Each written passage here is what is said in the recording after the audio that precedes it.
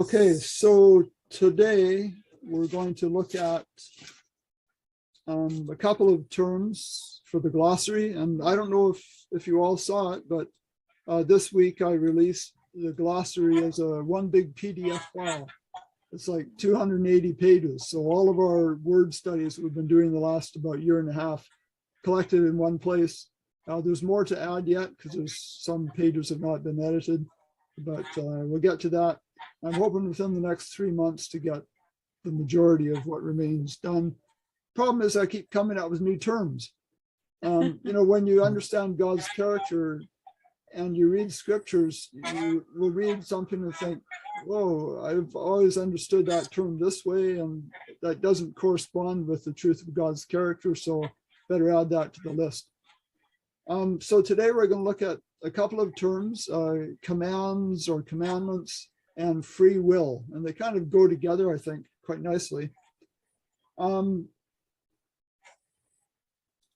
we're going to look at those terms. We want to know the meaning of each one, of course, and the relationship between them is quite important.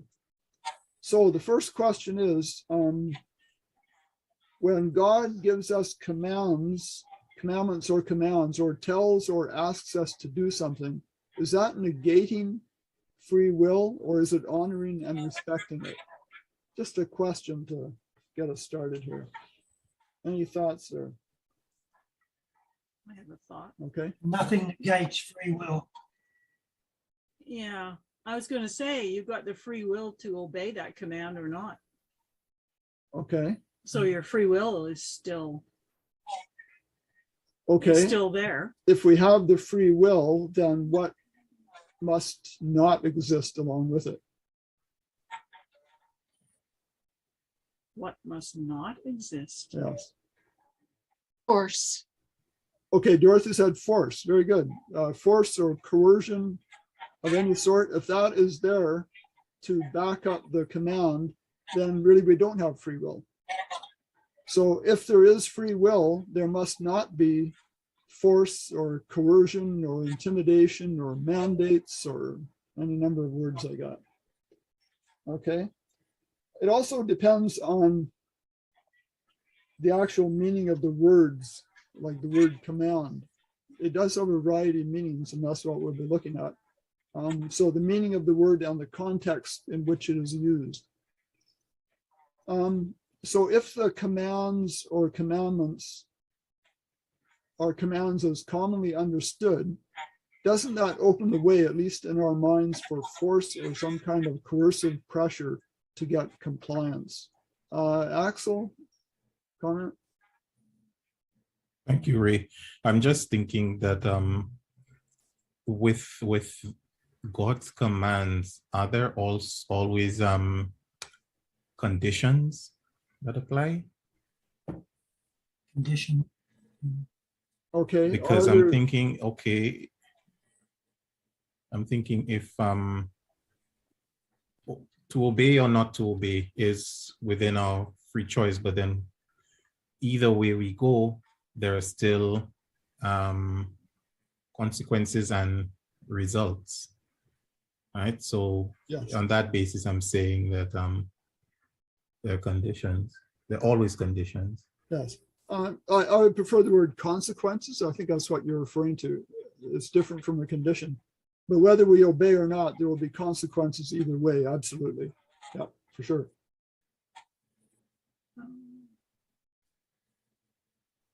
Yeah, when you think of the word command or commandment, I think of command, I think of the army, and you got to obey or else you're in trouble. Okay. In the army. Yeah. You know, otherwise you're, I forget what the word is. No, yeah. Anyway, you're in trouble. Yeah, You get court-martialed or whatever whatever happens that way. Yeah, so that's looking at command in the context of an army situation. And there it is very strict obedience. It's performance oriented, and definitely there would be consequences. Paul? It's funny with these commandments, because half the people would look at them and read them and say, oh, this is all good for me. So God must really love me because he wants the best for me. But other people will read them and say, oh, he's telling me what to do. You always have people that are rebellious and they don't want to be told what to do. So they have that in their mind already before they even read, something like this. So I can see it affecting people in both ways. Yeah, and Yeah. there's probably quite a clear separation between the two attitudes. And here's a question, I guess, to go along with that. What is it that would most cause a person to take one side or the other?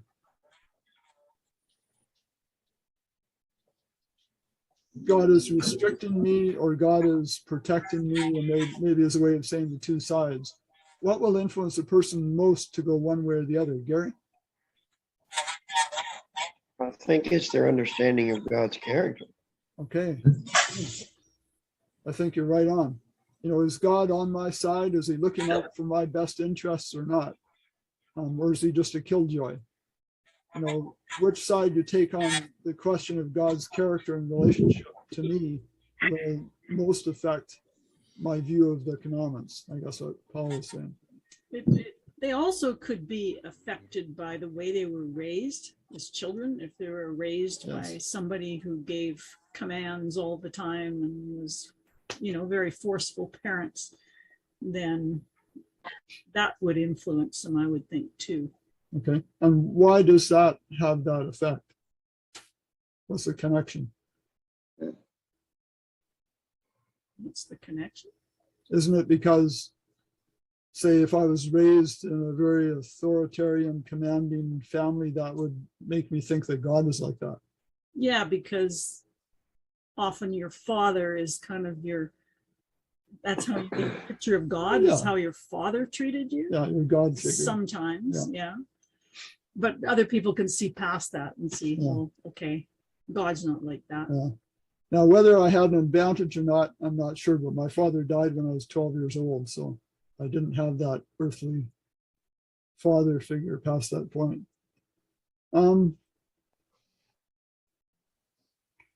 Okay, here's this question. If the commandments are given in the context of free will, does that give the option of compliance or not to the one being commanded? Sure. Okay, it does, doesn't it? Because free will implies the freedom to make a choice. Absolutely. So the nature of the commands then is dependent on the degree of freedom of those being commanded. Does that make sense? Nature. Yes. Okay. So I made a kind of little chart here, hopefully to help. So here is the reaction of the commander if there's no compliance. In the context of no free will, the possible reactions of the one giving the commandments are anything from doing nothing to punishment, even punishment by death. Okay, the commander can do whatever he wants in regard to no compliance. Where there's complete free will, the reactions of the one giving the commandments are more limited. Okay, he can still choose to do nothing, but if it's free will, then there can't be punishment or coercion of any sort, or it's not free will. So all God can do is the one giving the commandments in the context of free will is anything from doing nothing to some degree of, I'm calling it accommodation. Okay, so accommodation can be allowing the person to go ahead with the choice they have made. That would be the usual situation. Okay, so let's look at these options a bit more. The free will option. What is the difference between doing nothing and providing an accommodation? Sorry, Ray. Yeah. Go ahead, Axel. Would you mind clarifying the no free will and the diagram, the box that would you mind clarifying that again for me, please? Let me go over it again. So we've got, particularly the nothing, why the nothing and the arrow for under no free will. I'm okay. not getting the. So we've got correlation. someone giving a command. If there is no compliance, the command is not obeyed, then what are the possible reactions of the one giving the commandment? And I'm asking that question under two scenarios, if you want, two contexts. If the ones being commanded have no free will and they do not comply, they disobey, then what are the possible reactions of the one giving the commandment? They could be anything from doing nothing to, and the arrow just is showing a range, okay? Anything from doing nothing to imposing a penalty of death. All those options are open to the one giving the commandment. If the one giving the commandments is operating in the context of free will of his subjects, and those subjects do not comply, they disobey, he again has the option of doing nothing, or he can make some accommodation. He could say, okay, you disobeyed, so I'll make an accommodation. I'll allow you to go on and experience the consequences, would probably be the most common one. But he cannot impose punishment or death arbitrarily. He can allow consequences, but he cannot force or coerce the will. Hopefully that made it clear. Because then it Yeah, for wouldn't sure. be Thanks. free will. Because then it wouldn't be free will. Yeah.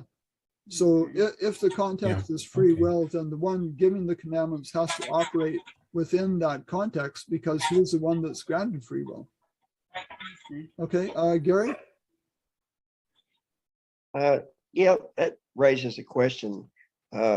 One of the objections that's often raised by those who hold the picture of God that tends to look at him as forceful, as coercive, as violent, and restrictive is he say, you guys, you don't believe that this is the way God operates, that his government does not work like that. Then you believe then it's just okay to let the criminal elements, the murderers, the rapists, the robbers, just take over and wreak havoc in society. So you say that God does not use force and violence and restriction, whatever. And if you do that, then that means you've got to let these people that are like that go, because God cannot stop. He cannot force. He cannot, be violent toward these people. And so they often use that as a reason for rejecting the character of God as far as being nonviolent, restrictive, forceful, and whatever. And I have always come back and said, well, God did say in the day that you eat thereof, the fruit of sin, you're going to die. And I just tell them, I just believe that is literally what God said. He is the source of life. Sin cuts us off. And the moment we sin, we choose it, we cut off and we die. So there's not a problem with them taking over. Yeah. All God has to do is just draw himself, and that's it. Yeah. There ain't going to be no rapists and no murderers, and so, what do you, how would you answer these people? Oh, it's okay to use force and violence. It's okay to use restriction and coercion in certain cases. And that is the argument of the penal legal. Well, of course it is okay to use violence at times and to be restrictive and to control people and that's their argument. Why? Because God must, because if he doesn't, then society is going to go into chaos. The government would be corrupt, there'd be no control. Even his own throne would be in jeopardy. I mean, they don't actually think that because he's all powerful, but that's their argument. Yeah. So, I mean, what do you do? How do you answer these people? If your God is nonviolent, if he doesn't use those things, then what do you do about these people if he doesn't use that kind of action towards them? If his character is not like that, how do you answer them? Yeah. Well, you hit it pretty good at the beginning there, that in the day you eat thereof, you shall surely die, is basically stating consequences. There are natural consequences to what you do. You act in that negative fashion and you get negative consequences. And, if people bring up that or God has to use violence to put down violence, or force to put down force. Well, that's just, in a sense, perpetuating the problem. He's using the problem as a solution. Yes. In a sense. Judy? But Well, they will argue with you, and they will tell you, well, no, the day that you don't die, they'll tell you, well, I sinned just 5 minutes ago and I'm not dead. mhm. So that's their reasoning. Well, if that's really true, then why don't I die now when I sin? Of Well, course that, you can't, it's hard to tell them that God is merciful, and he wants them to give them time to understand, this government and the way reality operates, but they don't get it. They think they're getting away with this, Yeah. the things that they're doing. Yeah. The consequences are obviously long term. I mean, if it worked in the day you sin, you die, then none of us would be alive now. It wouldn't have gotten past the first generation. Did you want to? Well, I just wanted to say that in God's laws in Leviticus and places like that, there were consequences imposed by the people on rapists and murderers and all these bad people that you mentioned. So God did set up a system to deal with them. So I can sort of see what the people are saying, Yeah. what the people against the character of God. I could sort of get it. Yeah, God did do that. And, after Maybe the that's a flood, combination, yeah. yes, I was going to say that. Before the flood came, God could see that the earth was full of violence and they were killing themselves off, basically. And after the flood, he instituted the decree, or whatever you want to say, if a man kills another, then he should die. Mhm. He was putting that within their civil society as an accommodation to protect against violence. He does not kill them off. He would rather forgive than have a murderer be executed even. But in order to keep society going, he had to make that accommodation, I guess. Dorothy? Yeah, I think God is nonviolent, and he does warn us what would happen he does warn us of the consequences. And then if we don't obey his commands, then we kind of get into the man-made consequences, not God's, but man's, like to kill somebody, then you're charged with murder or something, Yeah. So it's man's consequences or laws or commands or whatever. Yeah. So I still believe that God will not use force, and he cannot use force. Amen. Okay, good. Gary? Well, I think that's it. It's God saying, look, I have nothing to do with force, with coercion, and with violence, but you do. And in your thinking, you need that. But I know the truth about sin. The day that you eat it, you will die. Now, you don't understand that I'm giving mercy to everyone. And in the face of all this rebellion, I'm providing you life and grace instead of what you have earned, the wages that you have earned. But you don't understand that. So I'm protecting you against the spirit of violence and coercion that you insist on having, because those very principles you insist on having for protection is the very thing that's killing you and that will destroy you. You live by the sword, you will die by the sword. So God is not saying, okay, it's all right to restrict. It's all right to be forced. No. Why? Because those are the principles of Satan's government, and they are the root outgrowth of sin, and they are self-destructive. And if it were not for God's mercy, those principles would kill us instantly. We would die in the day. So God is saying, hey, this is you. This is what you want. But I'm telling you, I'm going to give you life because I'm God, and you could sin every breath that you take, and I can keep you alive instead. I can keep your sin from killing you and destroying you.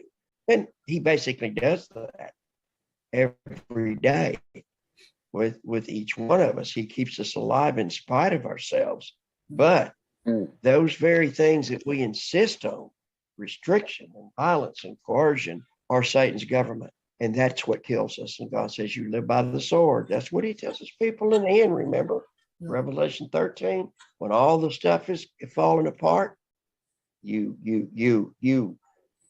can't remember the first part of the verse, but he who lives by the sword will by that same sword die. And so I think you can, I guess we call it accommodation, you know. It says, okay, I'll do this, but I'm going to allow you to not be killed and allow you to do the very things that are against my government. And I'm going to keep you alive, even though those things are destructive and can kill you. It will be part of your system. I will allow that. And in spite of them, I will keep you alive because they are deadly. They are deadly. And so God never says it's okay to use that. He says, no, it's the opposite. Those are the principles of my enemy's kingdom. They will destroy you in the day that you do them. And so, but he does have a choice. I mean, what's he going to do? He can walk with us, keep us alive, and hope will turn, or turn his back and let the whole thing go to hell in a handbasket. And it would all be over with. Yeah. He wants every opportunity. Paul, go ahead. Something to me that really talks of God's character is just the fact that Satan and his angels are still alive. Amen. Yes. Why didn't God kill them? You know, if he was a forceful God, he didn't. And if he did, if he had wiped out Lucifer, as he was named before, the moment he had a wrong thought against God in his mind, he could have quelled the rebellion, maybe, because then all the other angels would come one day and say, where's Lucifer? We haven't seen him for a while. And God might say, well, he's gone. And they would my brothers speak. Yeah, they would ask some more questions, and they would soon start to distrust God. You know, what if I think the wrong thing? I'll be blotted out. It would not promote love in the universe, for sure. Gary, good comment?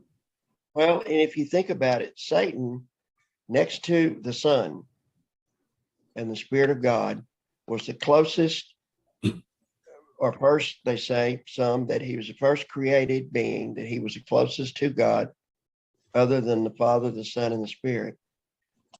But did he not know that God could read his thoughts when he was conniving and working against his? Well, of course he knew, which means is he knew about God's love and mercy, and he knew that God would be merciful toward him, and he used God's strength, the strength of God's character, actually against him to promote his own perverted ideas. Yeah. He well knew what God's character was like. Yeah. And he knew that he could get away with it, that God was good, and he would tramp on that goodness and that mercy to make himself look better and to exalt himself. Yeah. Yeah, we know that Lucifer was the covering cherub, so that means he was right next to the throne of God. Okay, let's just do a bit more and then we'll take a break here. I asked the question, what is the difference between doing nothing and providing an accommodation? And in God's case, to do nothing, I think, would amount to indifference. He can't do that.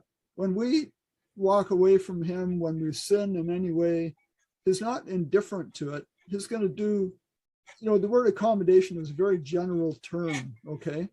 In some cases, it just means allowing us to go our own way.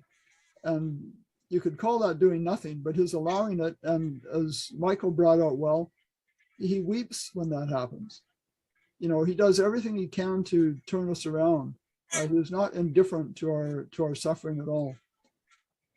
We've seen many examples of accommodation, and I guess I don't have it here. You know, he allowed polygamy, he allowed slavery, he allowed them to have a king. There's many of those sorts of things that were accommodations, things he allowed them to have that were not really for their best good, but they were so insistent that he did not force them to go the same way. Let's just do this quickly so we get to read a couple of verses and then we'll have our break. I mentioned one example, we want a king, the people said. Part of the deal of inheriting the promised land was that God would be their God. Okay, that was involved in the initial promise. And let's just read Genesis 17:8. Axel, please. And I will give unto thee and to thy seed after thee the land wherein thou art a stranger, all the land of Canaan for an everlasting possession, and I will be their God. Okay, so included in that transaction, if you want to call it that, was that he would be their God or their ruler. We could even use the word king, I suppose. Later on, they rejected God's rule. And this is what he said in reaction to that. 1 Samuel 8:7, Carlos. And the Lord said to Samuel, listen to the voice of the people in all that they say to you, for they have not rejected you, but they have rejected me, that I should not reign over them. Okay, so even though they had rejected him, I mean, he said they did, he did not abandon them. He was not indifferent to them. In fact, he, in that case, made an accommodation and he said, okay, you can have a king. And he even gave them the sort of king they would want. And he also told them what would happen if they had a king, the things he would do that would be negative. But they insisted, even though he reasoned with them, and he said, well, okay, here's your king. Okay, I don't know how many of you watched the recordings, but it's good to have them available. Obviously, Axel was interested in it. So, okay, so the 10 Commandments. Okay, go ahead, Michael, please. Exodus 34:28. And he was there with the Lord 40 days and 40 nights. He neither did eat bread nor drink water. And he wrote upon the tables the words of the covenant, the 10 Commandments. Okay, it's the word, is words, not commandments, that is translated from the word debar. Okay. He wrote upon the tables the words of the 10 Commandments. Actually, 10 Commandments is the same word. Okay, if you can see on my Bible software screen, words is 1697 and commandments is 1697. Okay. So it's like he wrote upon the tables the commandments of the 10 Commandments, or he wrote upon the tables the words of the covenant, the 10 words. Okay, words and commandments are both from debar, same word. Here's the definition of it. I won't go through all that except to point out that it is used, the word debar, 1,439 times.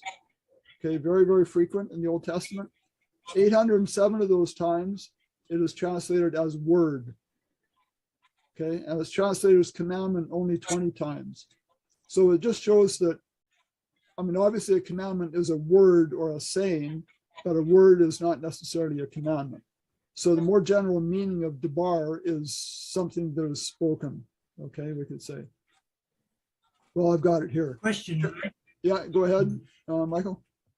Sorry, here's my hand. Yep. The times that they, the 807 odd times that they translated it word, is that a singular thing, like only one word, or are we talking about phrases? Because the commandments are phrases. They're not, it's not one word though, is it? It's more than one word. Yeah. What it's saying here is that the word debar is translated into word 807 times, to thing 231 times, to commandment 20 times. Now that does not include plurals. So where it says word, sometimes it'll be words, sometimes it'll be words. Commandment could be commandment or commandments, okay? But it's referring to the number of instances of a translation. So it'd be translated as matter or matters maybe 63 times. Okay, I so think his point is that the commandments are big long sentences, right? Thou shalt not yeah, kill. it's translating the word. Yeah, word. But the word of the Lord is the whole Bible. So Yes. word can mean a lot of things. So 56 times translated as word commandment, only 1.4% of the time, as opposed to 56%. And here you can see all, and this is interesting too. The word debar is translated, or this 1697, into over 50 different words, and there's the list of them. Which is an interesting thing to know about the Hebrew. It's a very I don't say imprecise language. Maybe that's not a good word, but Adaptive. adaptive. To the, Depends very much on the context. It's not as concrete as our language. Here is the first use of the word debar. Genesis 11:1. Gary, if you could read that, please. All right. And the whole earth was of one language and of one speech. Okay. We wouldn't put the word commandment in there, would we? But obviously speech works, one language. Genesis 15:1, Judy. After these things, the word of the Lord came to Abram in a vision, saying, do not be afraid, Abram. I am your shield, your exceedingly great reward. Okay, so debar is translated in that verse as word. Okay, does that sound like a command? Well, What does it sound more like? it's just the word of the Lord. It's what he said to him. Okay, but what he actually said is more like a promise, isn't it? Oh, okay, yeah. Yeah, it's not a command, it's more like a promise. Okay, Isaiah 30 and verse 21, Michael, or maybe Dorothy's not back yet. Go ahead, Michael. And thine ears shall hear a word behind thee, saying, this is the way, walk ye in it. 30:21. Yep. Okay, so word there is at 1697. Yeah, and there's a good example of the word being a whole bunch of words. Right, Yeah. right. Yeah, it's not just a word, but it's a saying or whatever. Genesis 18:19, Nora. Okay. For I know him that he will command his children and his household after him, and they shall keep the way of the Lord, to do justice and judgment, that the Lord may bring upon Abraham that which he hath spoken of him. Okay. He, Abraham, will command his children after him. Let's read, this will help us understand that verse, I think. Proverbs 22:6, Paul. Train up a child in the way he should go, and when he is old, he will not depart from it. Okay. Can you see that the train up a child is kind of equivalent to command his children, if you compare those two verses?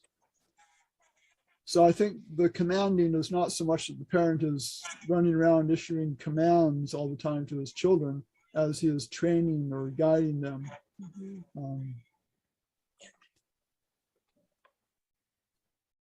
Okay, and just a note that command in this verse, Genesis 18:19, is actually a different word, a different Hebrew word than what we've looked at before. Okay, so it has all these meanings. You can look at that. Webster's 1828 dictionary I thought was interesting. Among the different definitions it gives is this one: to direct or to send. Okay, that's not the same as a commandment. I wouldn't say you must do this. It's more giving direction. I have found a fellow named Jeff Benner to be very good on Hebrew, understanding Hebrew words and things. And he gives the definition: to cause, to turn, move, or point undeviatingly, or to follow a straight course, give instructions or orders for a path to be taken. Okay, so that could be a definition of command, is to give instructions or directions. And it sounds kind of like that in these verses. Psalm 25:9. The meek will he guide in judgment, and the meek will he teach his way. Okay, and then Proverbs 3:5-6, Carlos. Trust in the Lord with all heart, and lean not to your own understanding. In all your ways, acknowledge him, and he shall direct your paths. Okay, good. And Dorothy, Psalm 32:8, please. I will instruct thee and lead thee in the way which thou shalt go. I will guide thee with mine eye. It's very comforting. Yeah, those three passages there kind of sound more like giving instructions or direction than they do commands, don't they? Mhm. Okay, it just helps to bring out the meaning there. Are they all the same word? Teach his way and direct your paths? No, Okay. I didn't look up the words there. It's just to give the idea that God's, what he says to us, because the original words can just mean a saying or a word. They're often to give direction. Okay, let's read Exodus 7:2, Gary. Thou shalt speak all that I command thee, and Aaron thy brother shall speak unto Pharaoh, that he send the children of Israel out of his land. Okay.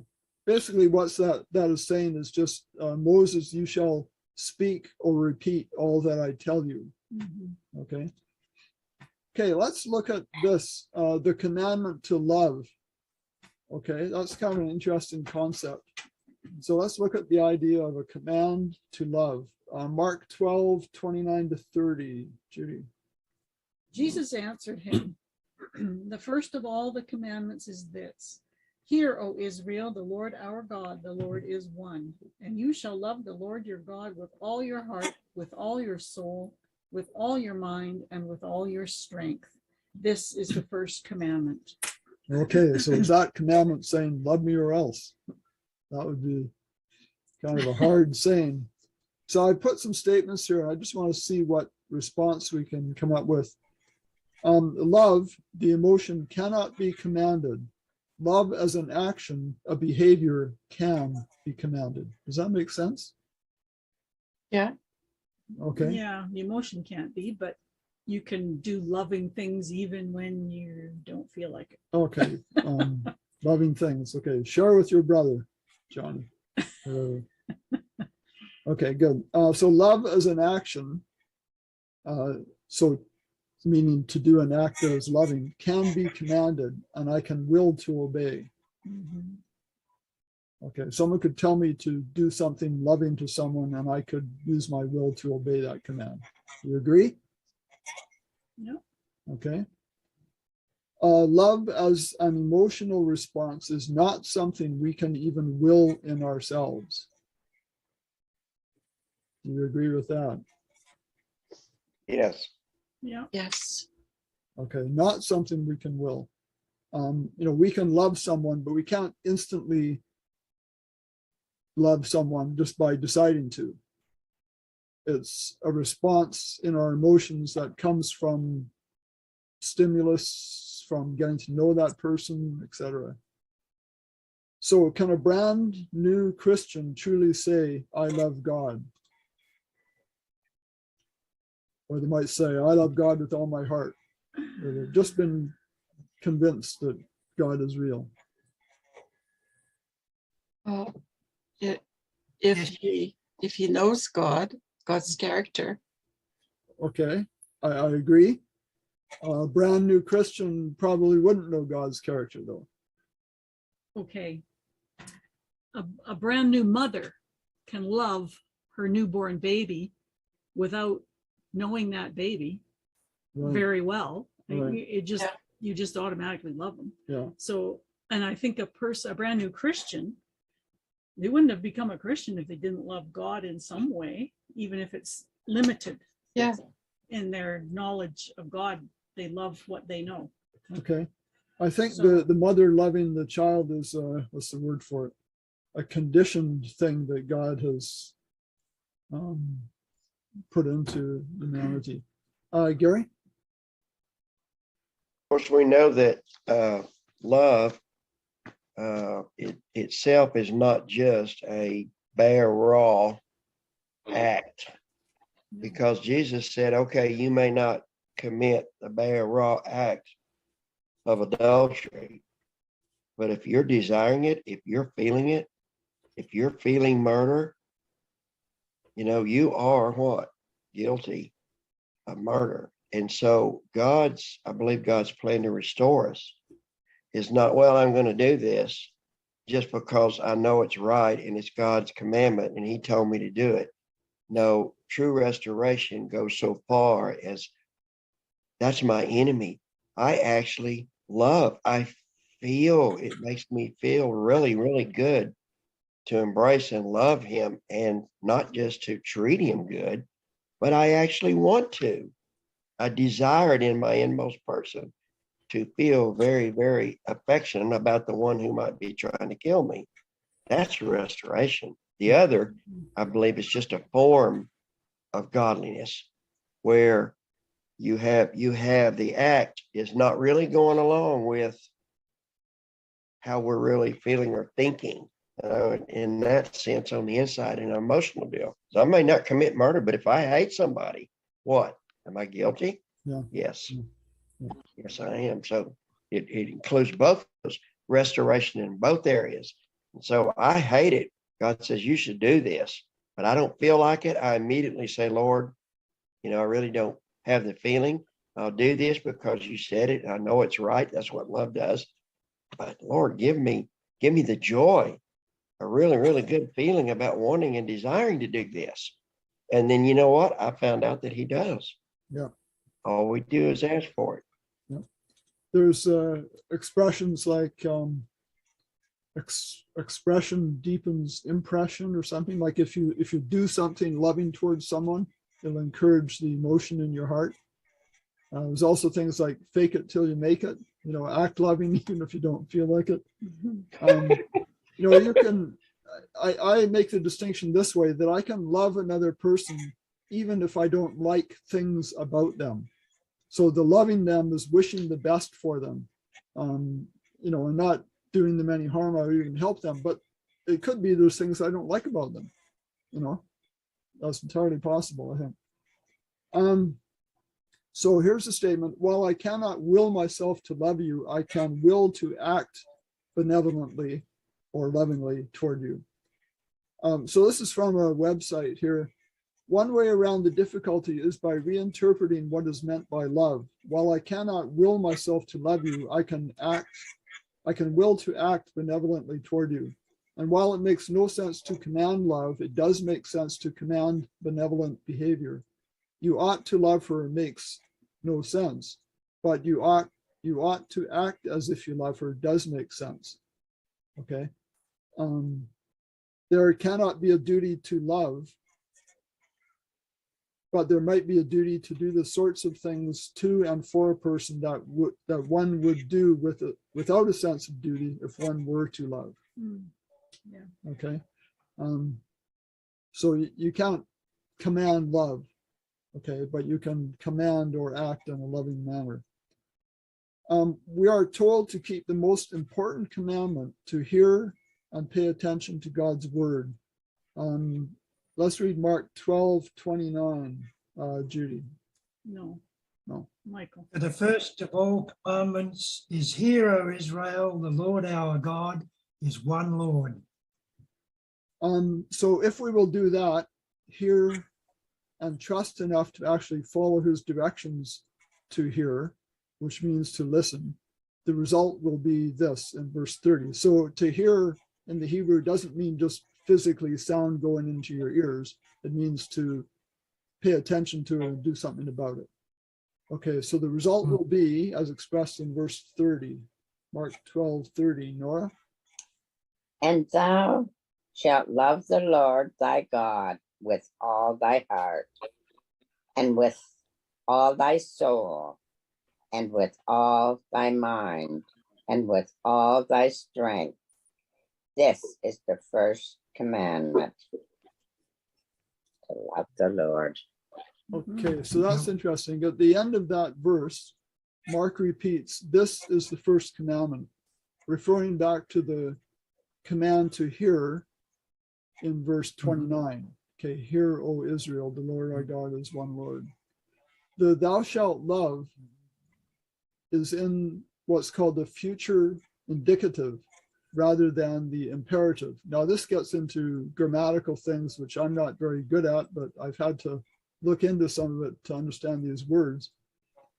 So the verses are stating both the cause, hear and follow God, and the result, you will come to love him. So I've kind of charted it here. The command is hear, and that's the imperative, which means you should do that. Okay. And the result is thou shalt love. That's indicated. That's not imperative. It's not saying you must love. It's stating that as a result of the hearing. Okay. If you'll hear and listen to God, you will love him as a result. You see the difference there between imperative and indicative? Yes. So a look at the meaning of the Hebrew word for love in ancient Hebrew culture, it kind of helps. And again, Jeff Benner is good on this.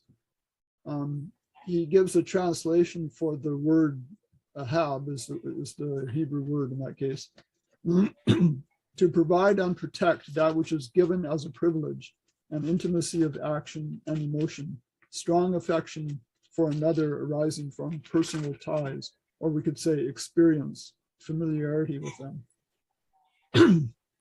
And he goes on to explain this. We do not choose our parents or siblings, but are instead given to us. They are given to us as a gift from above, a privileged gift. Even in the ancient Hebrew culture, one's wife was chosen, that is chosen by the parents for the young person.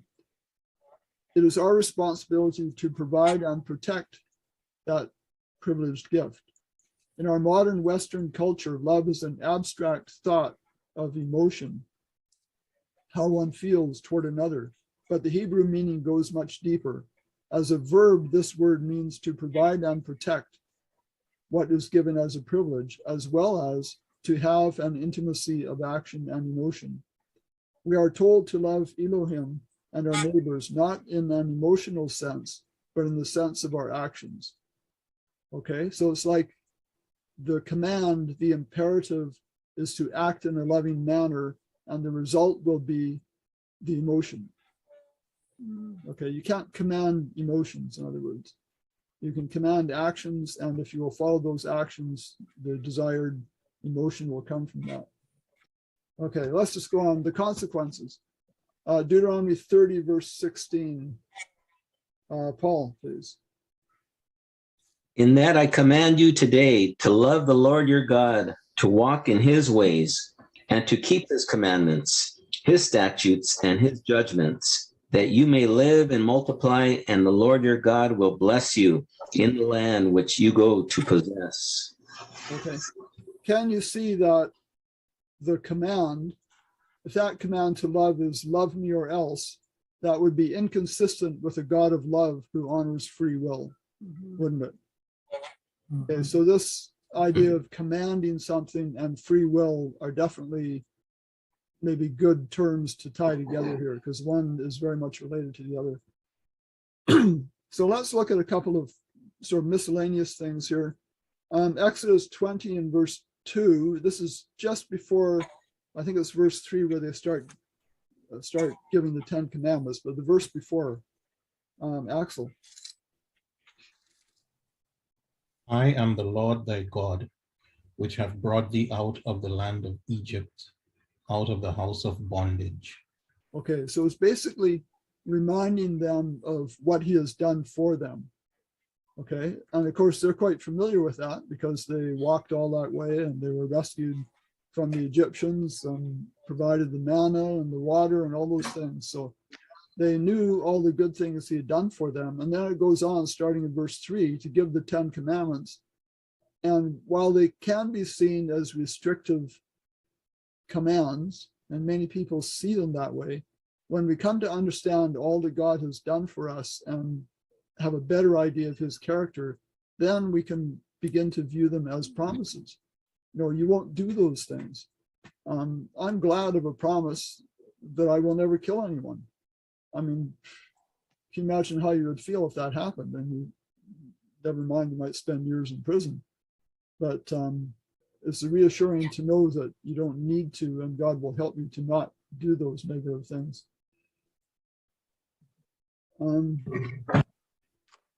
Okay, so here's an interesting collection of verses. We won't read them all, but showing the purpose, we could say, of God's commandments. So the first one is Deuteronomy 5:29. Carlos, do you have that? Oh, it's okay.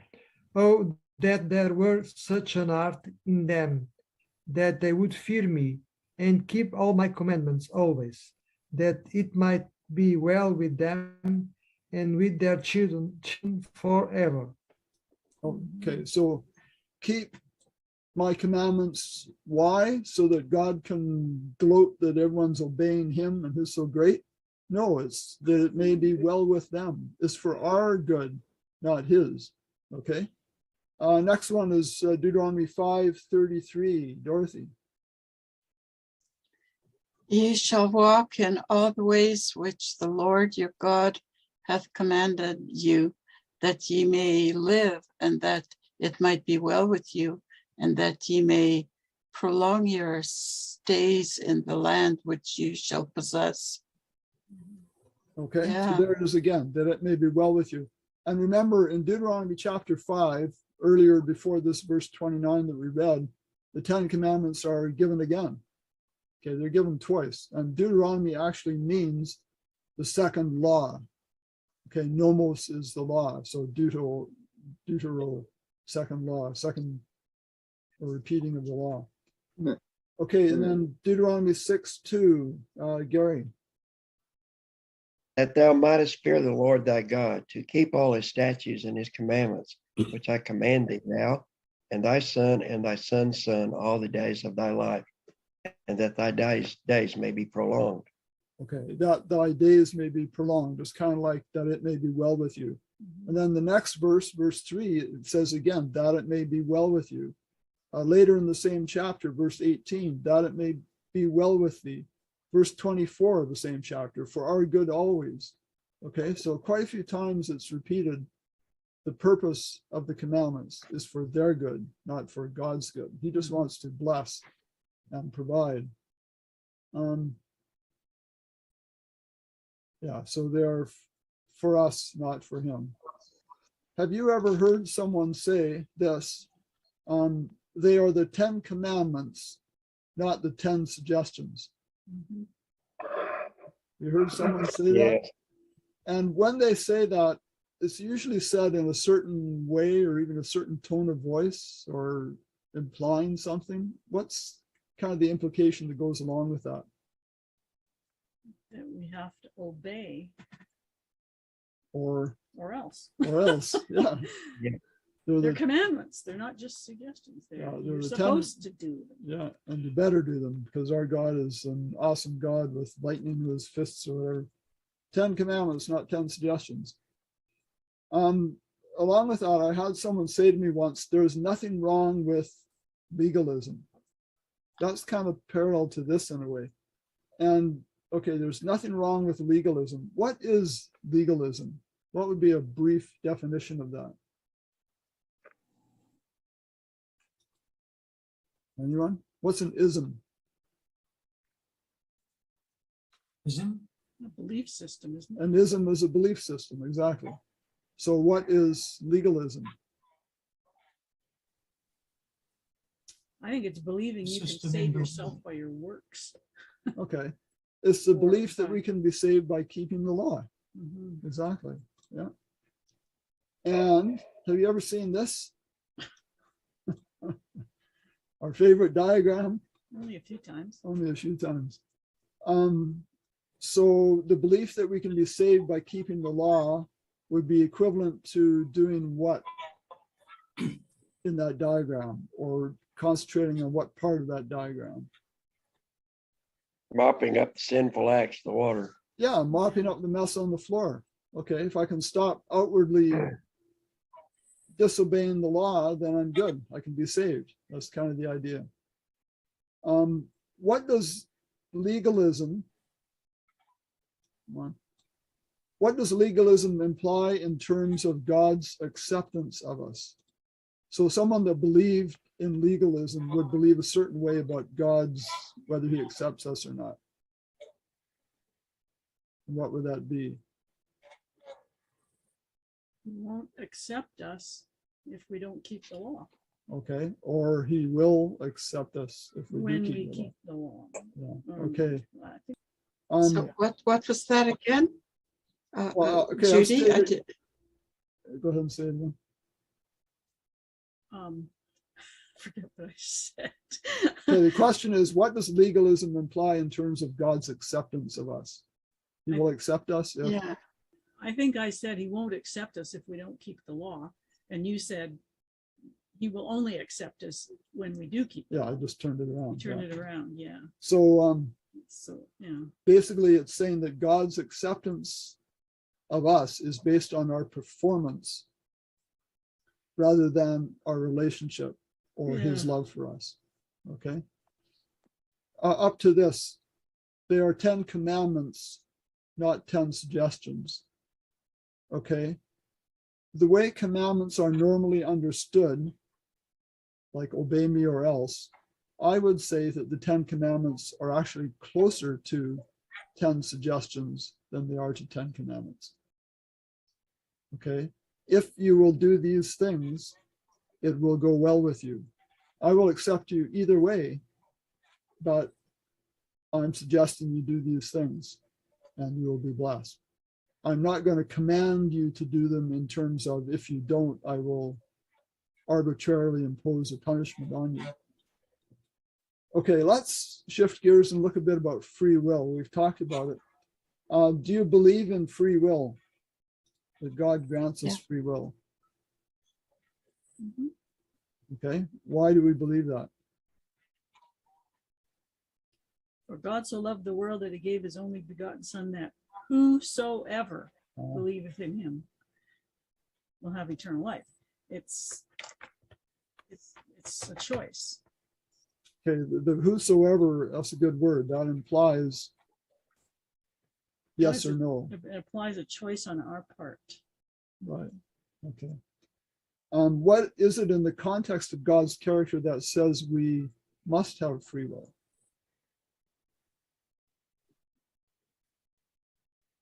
Isn't it the God's love part? Yes, love. Yeah, because love and free will have to go together. You can't force love. Okay. So some believe that as far as our eternal destiny is concerned, we do not have free will.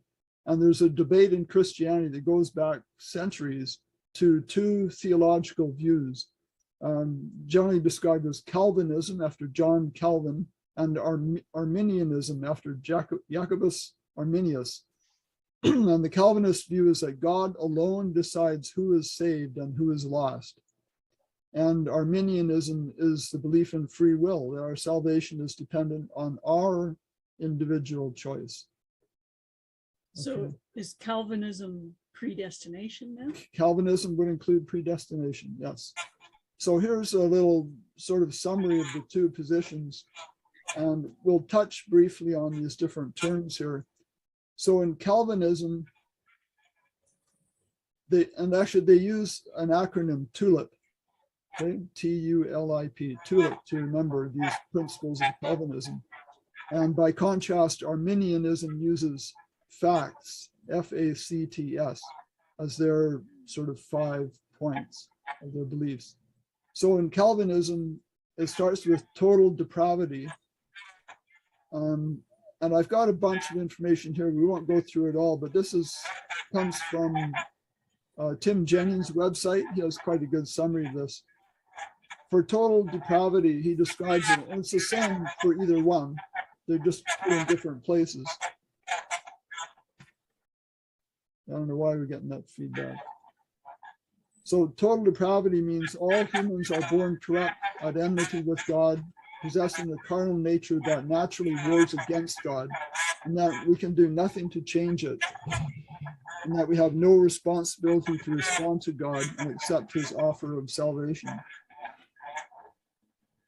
No ability to respond. Okay, and we know there are scriptures, and I didn't look them up, but there's none good, no, not one. All our righteousnesses are as filthy rags, and there's different verses like that that just tell us of our condition to start with. Okay, and then Calvinism, it has what's called unconditional election, meaning that God elects to save some and not others, independent of our condition. Okay, what we do has no effect on it. It's just totally up to him who is saved and who is lost. Okay, and then they have what they call limited atonement, which means that the atonement was made only for those people who God has elected to be saved. Okay, there is no atonement if God has not chosen you to be saved. And for those that he has chosen to be saved, there is irresistible grace. In other words, he gives those persons that he has chosen to be saved grace enough to save them, and they can do nothing about it. They can't resist it. They can't reject it. They have to be saved whether they want to or not. And then there's what they call the preservation of the saints, meaning that when he has elected them, chosen them to be saved, that state will carry right through to heaven, basically. He will preserve them in that condition, and they can't do anything about it. Okay, sounds good if you're a chosen one, right? But if you're not, you can't do anything about it. You're hooped. You're hooped. What does that do for someone's love of God? You know, hanging over everyone, there's that uncertainty that I could be lost, even if in my heart I feel I love God. Because in spite of that, if he hasn't chosen me, I'm not going to make it. Yeah. Your your love would diminish. Your love would diminish or disappear. Whereas Arminianism, which is the way I would go, is that we are freed by grace, and we have free will, freedom to choose to believe or not. Okay, that's our choice. He gives us many incentives to believe, but we finally have to do that. And the atonement is available for all. Okay, Judy quoted John 3:16 there. Any who choose to believe can be atoned to God. And the atonement, I would say, goes deeper than that, and that atonement coming from at one meant, a condition of being at one with God, is very much dependent, or largely dependent, on our getting to know him and what he is like, and appreciating that character so that we want to be at one with him. And then Arminianism has conditional election, which is conditional on whether or not we elect or choose God's way. I guess we could say it. Total depravity is basically the same as what I described before, because we all start off in that condition. But in spite of that, when we have made that election, that choice, we can be secure in Christ if we maintain that relationship with him. Okay. Kind of a quick rundown. Sorry I talk so much, but a quick introduction to these two different systems that kind of point out the difference between free will and God choosing who would be saved or lost. Is everyone happy with Arminianism? Do you want to go that way? Yeah. I think so. Not Calvinism. Not Calvinism. And there's a lot of people that believe in Calvinism. And I remember one time years ago when I was working at the biological station, there was a fellow there that I used to have spiritual conversations with, and he was very much a Calvinist. And I guess we were outside one day and we heard someone swearing really badly or doing something terrible. I forget what it was. But the comment made by this Calvinist was, it doesn't matter. You're either chosen for salvation or you aren't. What you do doesn't matter. And I kind of thought, whoa, that's not the way I believe it.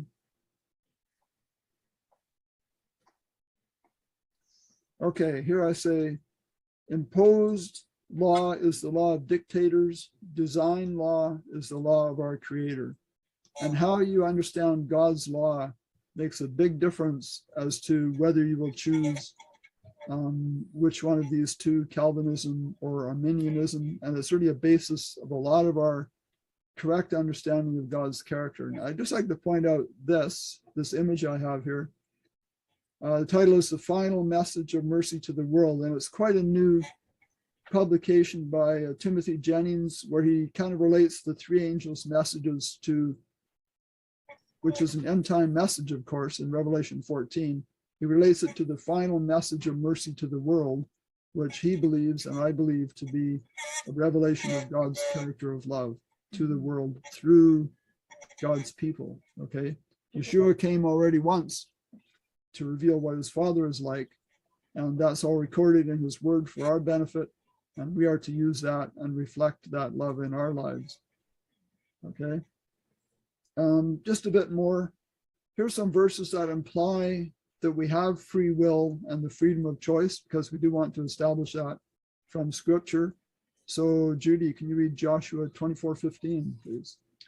And if it seems evil to you to serve the Lord, choose for yourselves this day whom you will serve, whether the gods which your fathers served that were on the other side of the river, or the gods of the Amorites in whose land you dwell. But as for me and my house, we will serve the Lord. Okay, of course, that's Joshua talking, but I believe he's reflecting a message from God saying, choose this day. God's saying, choose me or go serve the other gods. It's up to you. He's not going to force it. Okay, and then 1 Kings 18:21, Michael. And Elijah came unto all the people and said, how long halt ye between two opinions? If the Lord be God, follow him. But if Baal, then follow him. And the people answered him, not a word. That's interesting. They didn't say anything, isn't it? Yeah, the same message is there. If the Lord be God, follow him. Answered not a word. I guess they were unsure what's going to happen. Of course, what did happen just after that? Well, there was the test between the two altars of sacrifice. Right. Baal's followers, nobody answered, but God answered by fire. And after he answered by fire, then what did the people say? The Lord, he is God. The Lord, he is God. Yes. Okay. They were responding more to a demonstration of power than to a revelation of love. And that's true. That's why it didn't stick, I think. It's too bad, but like I say, God tried anyway. Okay, Ezekiel 20, verse 39. Nora. As for you, O home of Israel, thus saith the Lord God, go ye, serve ye every one his idols, and hereafter also, if ye will not hearken unto me, but pollute ye my holy name no more with your gifts and with your idols. Okay, so there's that important little word if in there. If you will not hearken to me, if you will not hear my voice, as we read in that verse earlier, then you've made your choice, go your way. I was certainly not happy about it, but we have a verse in the New Testament, Yeshua talking to his disciples, that kind of also implies free will there. John 6:67, Paul. Then Yeshua said to the 12, do you also want to go away? Okay. He wasn't telling them to go away. He wasn't telling them they had to stay, but he was just, in a sense, giving them the offer of following their own will. You know, which way will you go? You know, he certainly did not believe in coercive force or thou must love God or else. Okay, James 1:25 is interesting. He talks about the law of liberty. Axel, do you have that? Yeah. But whoso looketh into the perfect law of liberty and continueth therein, he being not a forgetful hearer, but a doer of the work, this man shall be blessed in his deed. Okay, thank you. Your volume is a little bit on the low side there, Axel, but we can hear you. Law of liberty, that's an interesting term.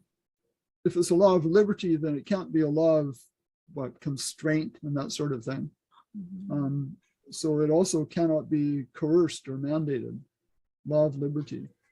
In what sense? How does that work? Law of liberty.